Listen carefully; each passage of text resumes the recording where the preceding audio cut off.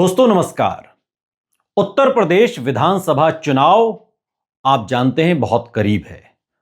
सूबे में पंचायत चुनाव की तैयारी है, लेकिन यह तैयारी पंचायत चुनाव की नहीं है, यह तैयारी दरअसल आगामी विधानसभा चुनाव की है।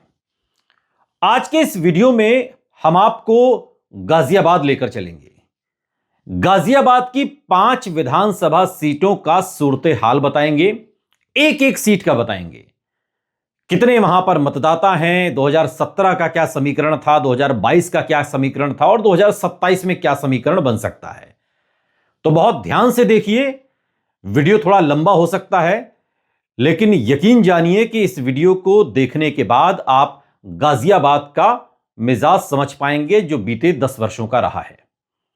क्योंकि भारतीय जनता पार्टी ने 2022 के विधानसभा चुनाव में गाजियाबाद में शानदार प्रदर्शन करते हुए 5 विधानसभा सीटों पर लगातार दूसरी बार जीत दर्ज की। यानी कि 2017 में जो पैटर्न चला वही पैटर्न 2022 में भी रहा। गाजियाबाद बीजेपी का मजबूत किला माना जाता है और समाजवादी पार्टी यहां पर सेंध लगाने में अभी तक नाकाम रही है। और जिले में ऐसा पहली बार हुआ 2022 में जब किसी पार्टी ने लगातार 2 चुनावों में, 2017 में भी और 2022 में भी 5 सीटें अपने नाम की। गाजियाबाद की साहिबाबाद जो विधानसभा सीट है, वहां से तो बीजेपी के सुनील शर्मा ने रिकॉर्ड जीत दर्ज की थी 2022 में। 2,13,468 मतों के साथ पूरे प्रदेश में रिकॉर्ड जीत। और देश में विधानसभा चुनावों में सबसे बड़े अंतर से जीतने का रिकॉर्ड अगर किसी ने बनाया तो वो साहिबाबाद की इस सीट ने बनाया। और यहां गाजियाबाद सदर सीट से अतुल गर्ग जीते 2022 में, लोनी से नंदकिशोर गुर्जर जीते, मोदीनगर से मंजू शिवाज जीती, मुरादनगर से अजीत पाल त्यागी और साहिबाबाद से सुनील शर्मा विजयी रहे थे 2022 में। और इनमें से 4 सीटों पर दूसरे नंबर पर समाजवादी पार्टी और आरएलडी का गठबंधन रहा, क्योंकि आरएलडी पिछले विधानसभा चुनाव में समाजवादी पार्टी के साथ थी और इस चुनाव में बीजेपी के साथ है। तो जो हम आपको समझा रहे हैं कि 2017 का समीकरण, 2022 का और 2027 का, 2027 में समाजवादी पार्टी का गठबंधन गाजियाबाद में और कमजोर हो गया है, क्योंकि आरएलडी भी उसके साथ नहीं है। गाजियाबाद सदर क्षेत्र में बीएसपी ने दूसरा स्थान हासिल किया था। यहां पर गठबंधन के जो प्रत्याशी थे विशाल वर्मा, वो चौथे स्थान पर खिसक गए थे जो सपा गठबंधन के थे। और आपको बता दें कि गाजियाबाद से 5 सीटों पर 52 प्रत्याशी 2022 के विधानसभा चुनाव में रहे। अब हम आपको एक एक सीट का सूरत-ए-हाल बताते हैं और सबसे पहले गाजियाबाद सीट की बात करते हैं। साल 2022 के विधानसभा चुनाव में गाजियाबाद सदर क्षेत्र में बीजेपी के अतुल गर्ग ने अपने निकटतम प्रतिद्वंदी समाजवादी पार्टी और आरएलडी गठबंधन के विशाल वर्मा को 96,979 मतों से हराया था। उन्हें 1,40,701 वोट मिले, जबकि विशाल को मात्र 43,722 वोट हासिल हुए। जबकि 2017 में उन्होंने बीएसपी के ही सुरेश बंसल को 53,696 मतों से हराकर जीत हासिल की थी। गाजियाबाद सीट पर अगर 2017 के आप चुनावी समीकरण को देखें तो 2017 के चुनाव में अतुल गर्ग ने यहां से जीत हासिल की और 2017 में अतुल गर्ग ने बीएसपी के सुरेश बंसल को 70,505 वोटों के मार्जिन से हराया। यानी कि समाजवादी पार्टी से ज्यादा दबदबा बहुजन समाज पार्टी का यहां पर है। 2022 के विधानसभा चुनाव में भी अतुल गर्ग को ही बीजेपी ने फिर से टिकट दिया और उन्होंने एक बड़ी जीत दर्ज की। बीएसपी ने भी 2022 में फिर से सुरेश बंसल को टिकट दिया और फिर वहां का जो समीकरण रहा वो आप समझ रहे हैं। लेकिन अगर गाजियाबाद के जातीय समीकरण को आप देखें तो गाजियाबाद में 80,000 अनुसूचित जाति के लोग हैं जो बहुजन समाज पार्टी की ताकत हैं। 55,000 ब्राह्मण हैं, 45,000 के करीब ओबीसी, 35,000 वैश्य, 35,000 मुसलमान और 25,000 के करीब ठाकुर, 14,000 पंजाबी, 12,000 यादव और 10,000 जाट वोटर इस सीट पर हैं। इसके अलावा यहां पर सुनार, गुज्जर, कायस्थ, त्यागी के साथ साथ थोड़े थोड़े ईसाई वोटर भी हैं, लेकिन जो संख्या भारी है वो बीजेपी समर्थकों की है। गाजियाबाद जिले की ये जो सीट है, गाजियाबाद सदर, यहां पर बीजेपी का दबदबा लंबे समय से बना हुआ है। तब जब राजनाथ सिंह यहां से सांसद हुए और उसके बाद जो विधानसभा की सीटें हैं उसमें भी 2017 और 2022 का जो पैटर्न है वो बीजेपी के पक्ष में रहा है। लेकिन यहां पर अगर बीजेपी को हराना है तो या तो समाजवादी पार्टी, बहुजन समाज पार्टी, असदुद्दीन ओवैसी, आम आदमी पार्टी ने भी गाजियाबाद की 5 सीटों पर चुनाव लड़ा था। ये सभी लोग अगर मिल जाते हैं और वोटों का ध्रुवीकरण नहीं होता है तब तो बीजेपी को चुनौती दी जा सकती है, वरना इन इलाकों में मुश्किल है। गाजियाबाद जिले की अगली सीट साहिबाबाद है। साहिबाबाद विधानसभा क्षेत्र से बीजेपी के सुनील शर्मा ने एक बार फिर रिकॉर्ड मतों से 2022 का चुनाव जीता और समाजवादी पार्टी और आरएलडी के जो गठबंधन के प्रत्याशी थे अमरपाल शर्मा, उन्हें 2,13,468 वोटों से हराया। बड़ी भारी हार, जबकि वो खुद वहां से विधायक भी रह चुके हैं। सुनील शर्मा को 3,21,109 वोट हासिल हुए, जबकि अमरपाल शर्मा को 1,07,641 वोट हासिल हुए। 2017 में सुनील शर्मा ने बीजेपी के टिकट पर चुनाव लड़कर उस समय कांग्रेस के प्रत्याशी के रूप में चुनाव लड़ रहे अमरपाल शर्मा को 1,50,685 वोटों से हराकर जीत हासिल की थी और 2022 में फिर जीत गए। साहिबाबाद सीट पर अगर 2017 का समीकरण देखें तो बीजेपी के ही सुनील कुमार शर्मा विधायक चुने गए और सुनील शर्मा ने उत्तर प्रदेश की साहिबाबाद सीट पर सबसे बड़े मार्जिन से यह जीत हासिल की।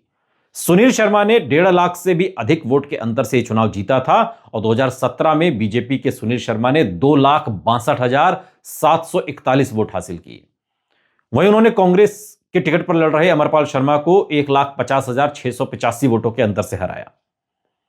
साहिबाबाद से 2022 में बीजेपी ने फिर सुनील शर्मा को जब टिकट दिया तो फिर उन्होंने अमरपाल शर्मा को उसी तरीके से हराया या उससे भी बुरी तरीके से हराया। लेकिन साहिबाबाद सीट के जातीय समीकरण को अगर देखें तो 1.5 लाख मुसलमान यहां पर हैं, 90,000 ब्राह्मण, 55,000 त्यागी, 45,000 वैश्य, 35,000 दलित और 30,000 ठाकुर वोट हैं। वहीं 30,000 के करीब जाट हैं, 25,000 गुर्जर हैं और 15,000 यादव वोटर भी हैं। इसके अलावा 65,000 पूर्वांचली हैं और 35,000 के करीब गढ़वाली वोट साहिबाबाद विधानसभा सीट में है और 10,000 कश्मीरी भी हैं, 15,000 ईसाई वोटर हैं, 15,000 कायस्थ वोटर हैं और इनमें से एक बड़ा समूह बीजेपी के साथ है। बीते 2 चुनाव पैटर्न में यह नजर भी आता है। बीजेपी और समाजवादी पार्टी आरएलडी पिछले गठबंधन में चुनाव लड़ी और अपने समूह के वोटर्स को एकजुट करने में ये लोग लगे रहे, लेकिन बीजेपी जीत हासिल करने में कामयाब रही। गाजियाबाद जिले की अगली सीट है मोदीनगर। मोदीनगर, जहां से मंजू शिवाच ने समाजवादी पार्टी और आरएलडी गठबंधन के प्रत्याशी सुदेश शर्मा को तकरीबन 34,593 मतों से हराया। मंजू शिवाच को 1,12,859 वोट मिले, जबकि सुदेश शर्मा को मिले 78,244। और उन्होंने 2017 के चुनावों में मंजू ने बीएसपी के वहाब चौधरी को 66,582 मतों से हराकर जीत हासिल की थी।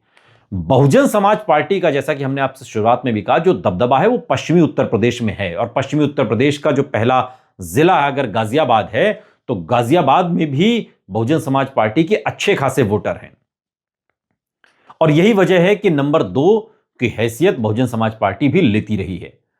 मोदीनगर सीट पर 2017 में बीजेपी की मंजू शिवाच विधायक चुनी गई थी और बीजेपी की मंजू शिवाच ने 2017 में बीएसपी के वहाब को 66,582 वोटों के बड़े अंतर से हराया था।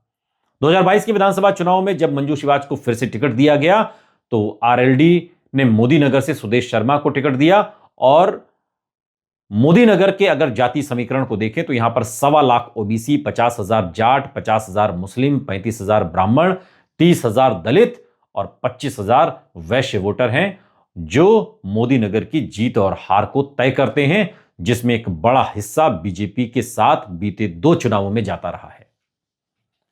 अगली सीट है गाजियाबाद की मुरादनगर। मुरादनगर विधानसभा सीट से अजीत पाल त्यागी समाजवादी पार्टी और आरएलडी गठबंधन के प्रत्याशी सुरेंद्र कुमार मुन्नी को 96,688 मतों से हराकर चुनाव जीते। अजीत त्यागी को मिले 1,68,282 वोट, जबकि मुन्नी को मिले 71,594 वोट। और 2017 में बीएसपी के सूदन रावत को 89,612 मतों से इन्होंने हराया था। यानी कि बीएसपी का जो जनाधार है वो 17 के मुकाबले 22 में कम हुआ, लेकिन पकड़ उसकी भी बनी हुई है। मुरादनगर सीट पर 2017 में अजित पाल त्यागी विधायक चुने गए थे और उन्होंने बीएसपी के सूदन कुमार को 89,612 वोटों के अंतर से हराया था। मुरादनगर विधानसभा की अगर राजनीति बीते 3 दशकों से राजपाल त्यागी परिवार के ही इर्द गिर्द घूम रही है। अगर आप देखें तो अजित पाल त्यागी भी राजपाल त्यागी के ही बेटे हैं और 2022 के चुनाव में बीजेपी ने एक बार फिर से अजित पाल त्यागी को ही मुरादनगर से टिकट दिया। आरएलडी ने यहां से सुरेंद्र कुमार मुन्नी की किस्मत पर भरोसा जताया और बीएसपी ने हाजी अयूब इदरीसी को चुनावी अखाड़े में उतारा। और एक बार फिर अगर मुरादनगर विधानसभा के जातीय समीकरण को आप समझें तो जाट और मुस्लिम वोटर्स चुनावी नतीजों पर असर डालते हैं। मुरादनगर में 55,000 जाट हैं, 45,000 मुस्लिम हैं, 40,000 त्यागी हैं, 40,000 ब्राह्मण हैं, 45,000 दलित वोटर हैं, 25,000 वैश्य हैं, 20,000 पंजाबी वोटर हैं, 17,000 यादव वोटर हैं और इसके अलावा मुरादनगर में 75,000 ओबीसी वोटर भी हैं जो हार और जीत तय करते हैं। लेकिन मुसलमान यहां पर भारी संख्या में होने के बावजूद भी बट जाते हैं और वो बटते हैं तब जब बहुजन समाज पार्टी यहां से मुस्लिम कैंडिडेट खड़ा कर देती है, जो समाजवादी पार्टी की भी ताकत है। तो यहां से वोटों का ध्रुवीकरण होता है। गाजियाबाद जिले की जो अगली विधानसभा है वो है लोनी। लोनी विधानसभा क्षेत्र से नंदकिशोर गुर्जर ने समाजवादी पार्टी और आरएलडी गठबंधन के प्रत्याशी मदन भैया को कड़े मुकाबले में 10,907 मतों से हराया, बहुत कम अंतर से।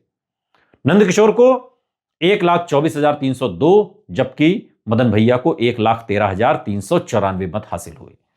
2017 में बीएसपी के सूदन रावत को 89,612 मतों से हराकर उन्होंने जीत हासिल की और लोनी विधानसभा सीट पर 2017 में नंदकिशोर गुर्जर विधायक चुने गए।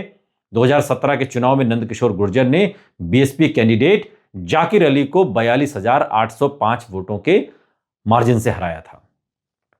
लोनी सीट पर बीजेपी, सपा, आरएलडी गठबंधन और बीएसपी ने कैंडिडेट के जब नाम उतारे तभी यह तय हो गया था कि इस बार हवा का रुख किस तरफ जाएगा। बीजेपी ने नंदकिशोर गुर्जर को फिर से टिकट दिया, कैंडिडेट बनाया, उन्होंने चुनाव जीता 17 में भी, 2022 में भी। और बहुत ही फायर ब्रांड नेता वो कहे जाते हैं, हिंदुत्व को लेकर जिस तरीके से उनकी बातें हैं।